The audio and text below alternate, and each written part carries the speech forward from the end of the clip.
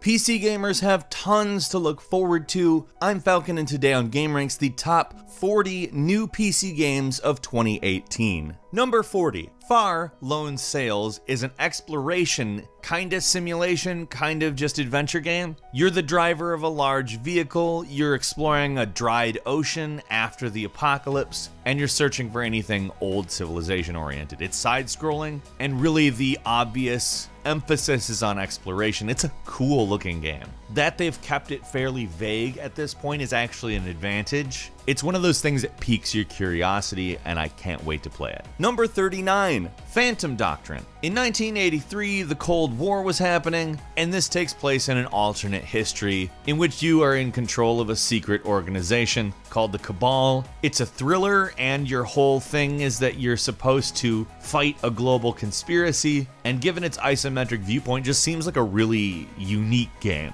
Number 38, Abandoned Ship is sort of a tactical combat game with exploration elements that's inspired by old naval oil paintings in its visual style. The world's procedurally generated, and you're gonna end up fighting against a bunch of other ships in what looks to be a fairly interestingly different take on this type of idea. Number 37, U-Boot is a submarine simulation game by Deepwater Studios and is supposed to play a little bit like Fallout Shelter. This, to me, is a pretty interesting idea, knowing that in Fallout Shelter, the goal is essentially to curate a self-contained society that's underground after nuclear apocalypse. Applying that to a German U-boat during World War II seems like it could work. It's a good concept. Number 36, Frostpunk is a city building game set in the snow, thank you very much, that sort of brings an element of survival to it. The game takes place in an alternate 1886 where ice storms basically made everything terrible. You have to build a city around a generator, and you have to make a lot of moral choices. It looks unique,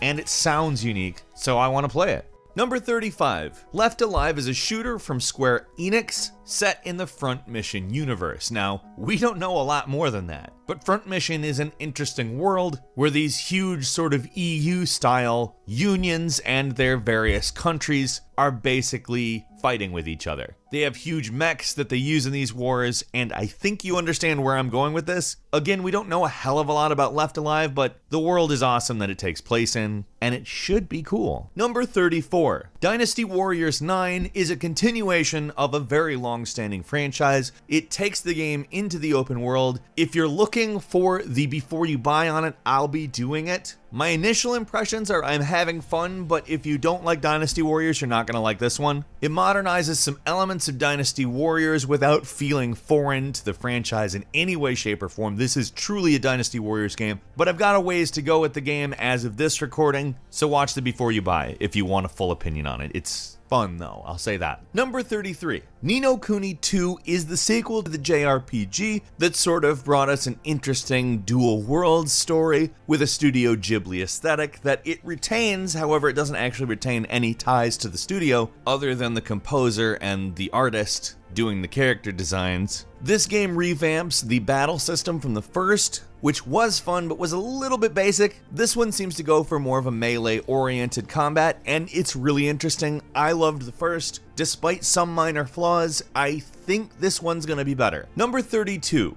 Industries of Titan is basically a pretty cool looking simulator, strategy, city building, battle game. Now, if you ask me, that's actually, though a bit muddled sounding, a really good combination of things you might want to engage in, especially given the aesthetic. It's a futuristic industrial world that you're existing in, and I pretty much love its style. It's a game that I really hope is good because it looks cool as hell. Number 31, Dragon Ball FighterZ. And I make a little jest at the name of it just because they use the Z and it looks actually fairly stylish if you look at the logo. It's a fighting game, kind of 2.5D, not particularly 3D. It's tough to describe, honestly, but it is actually a really good fighting game that borrows some interesting concepts, such as the team mechanics specifically from Marvel vs. Capcom. It also plays a lot like that game, with some notable exceptions. But if you understand Marvel vs. Capcom, you understand this game, which for people who like MVC, obviously great. For people who don't, obviously not, especially if they're Dragon Ball fans. But it's a fast-paced, enjoyable,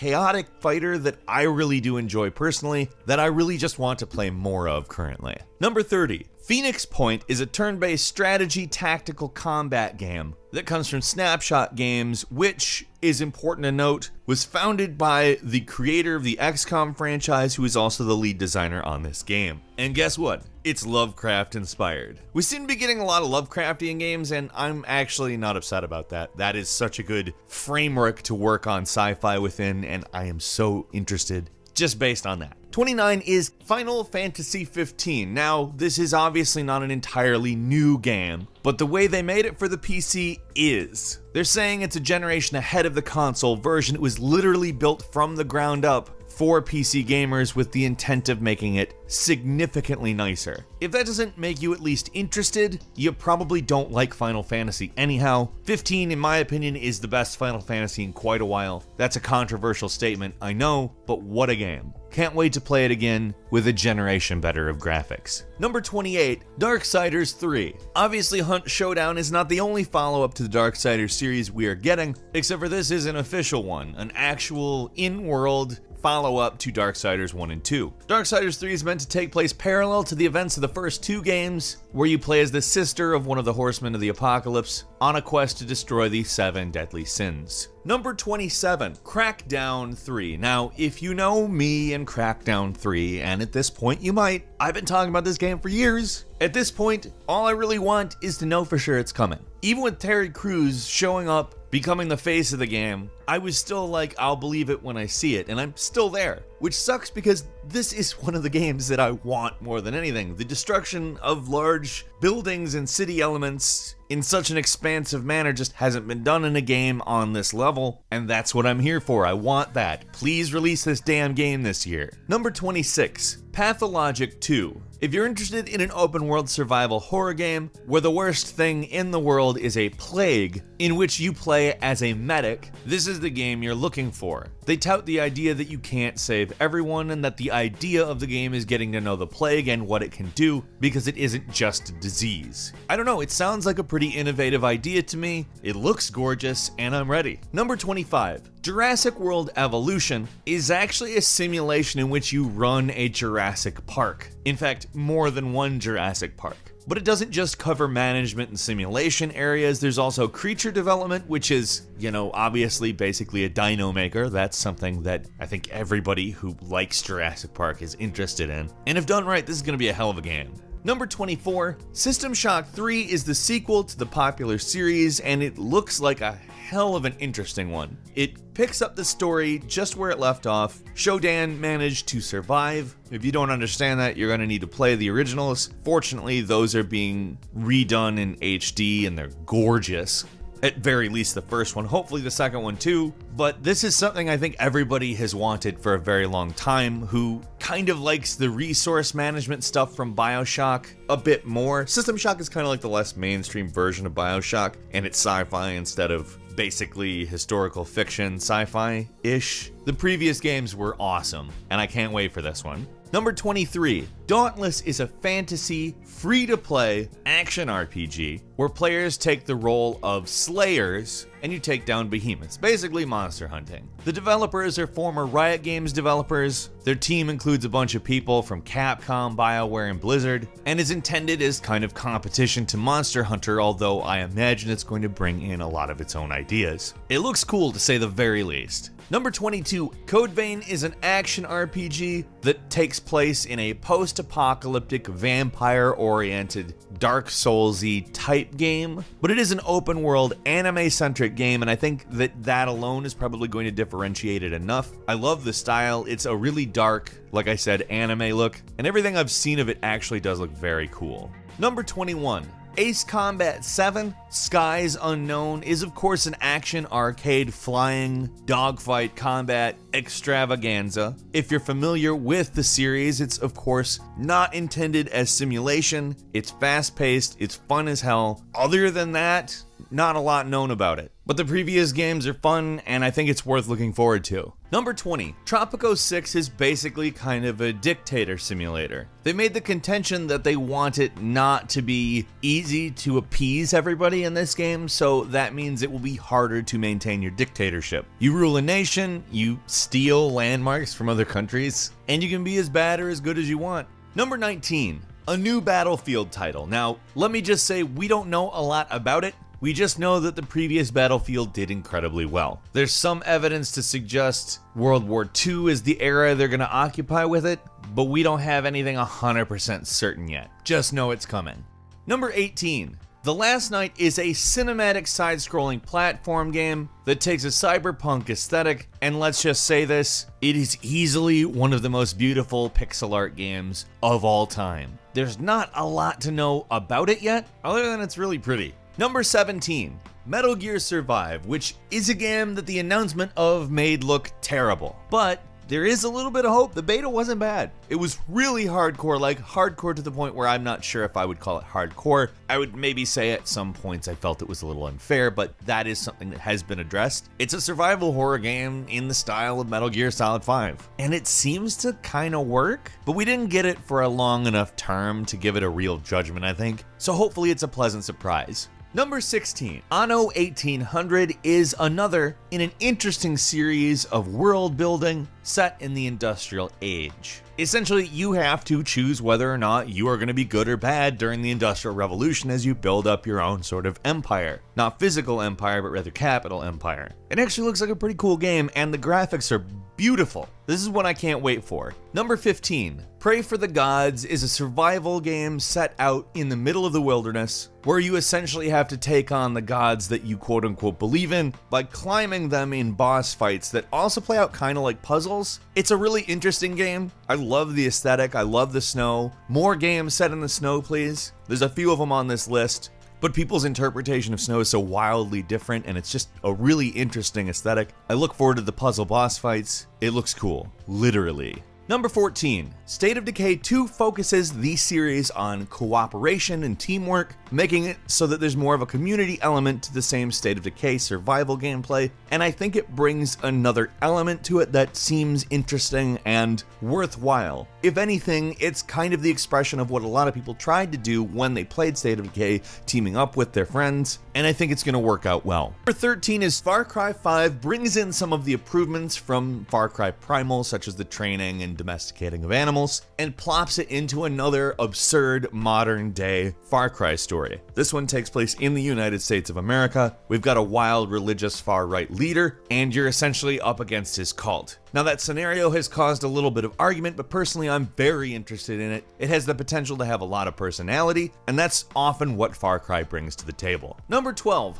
Borderlands 3 is the sequel, the new entry into the mainline series of Borderlands, a comedic shooter with an interesting and compelling narrative that I personally enjoy quite a bit. We don't know a hell of a lot other than the graphics have received a pretty favorable update. Like, it doesn't lose its style, but it certainly does look like a next generation game compared to the last one, and that's, in my opinion, a big thing. I'm glad they did that. But as we know more, we'll keep you updated. It's something I'm really looking forward to. Number 11, Kingdom Come Deliverance. If you're interested in The Witcher, except for not The Witcher, and what I mean by that is there is no witchery, there are no fairy tales, no dragons, no magic, none of that. It is just pure realism, and if I'm totally honest, it's something I am here for. I really, really want to try this game. The idea that we have a sort of Skyrim, but with none of the mysticism, it's worth a shot, and if it works out, I think it's gonna spawn like a genre. Number 10, Vampire is a game that looks particularly good. It's an action RPG with some pretty cool maneuvering elements. He's got kind of a smoke dash that I like, but what I'm particularly interested in is that he is a doctor and a vampire and has to balance that. That contains some element of player choice, and I'm interested to see where the story goes, and the mechanics themselves look great. I'm there. Bring on Vampire. Number 9, Pillars of Eternity 2 is the sequel to the game that pretty much saved Obsidian Entertainment. I mean, they'd probably still be around, but it really brought them back in a big way. Not that they did a bad job with the licensed South Park game, but it certainly wasn't their IP. This is. Pillars of Eternity was a really enjoyable isometric RPG that played a lot like the 90s style, but with some notable improvements that I think really made it playable in a way that some of those games are a little bit lacking in. I mean, it's really one of the finest examples of an isometric RPG, period. If they had released this in the 1990s, people would hail it as literally like the best game of all time. Not everybody, but people who like isometric RPGs. Number 8. Age of Empires 4 is of course the continuation of the long dead Age of Empires series. Age of Empires is one of the more intense RTS games out there.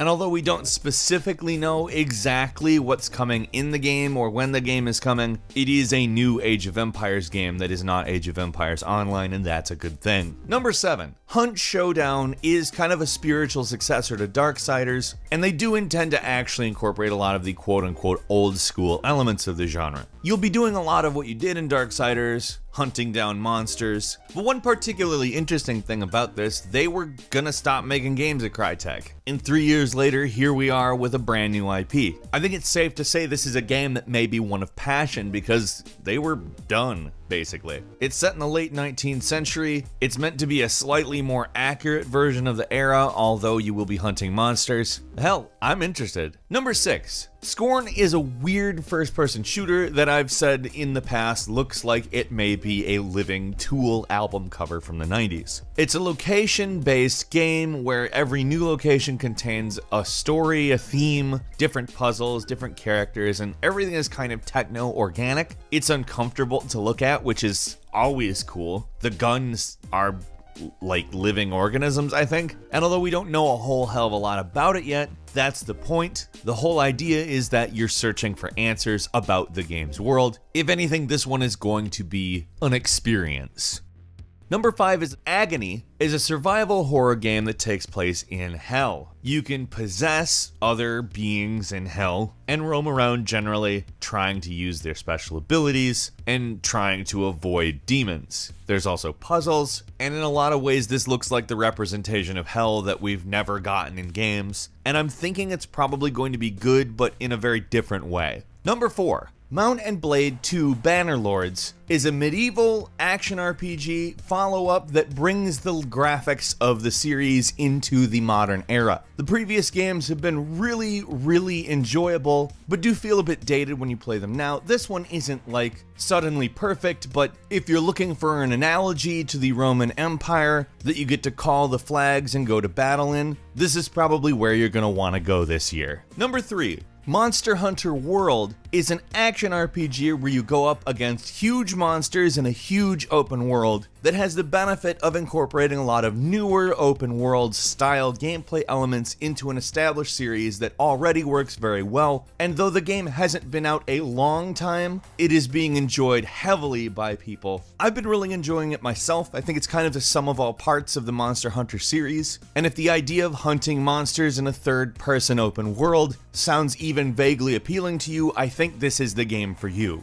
Number 2, World of Warcraft Battle for Azeroth is the expansion follow-up to Legion and wasn't actually even announced that long ago. It was November. They're raising the level cap from 110 to 120, that's the first big thing. Another big change is in the PvP rules. You'll be able to toggle PvP if you want to attack other factions, but by default, you can only attack NPCs in the open world. The plot basically continues where Legion leaves off, as was kind of expected, and if you're playing World of Warcraft, obviously you have to get this. And number 1, Metro Exodus is a post-apocalyptic FPS that puts you in the post-apocalyptic wasteland of what used to be Russia, and aside from shooting, also puts you in a lot of stealth and survival horror situations. It is actually a fairly scary looking game, but I don't know that they're going to lean too far into it because it does seem very action oriented as well. Nice thing is, sandbox and linear levels. They want to give you the best of both worlds, and I love the setting. What game are you looking forward to the most on PC this year? Leave us a comment comment, let us know, and if you enjoyed this video, please click like. If you're not subscribed, now would be a great time to do so. We upload brand new videos every day of the week, and the best way to see them first is, of course, a subscription.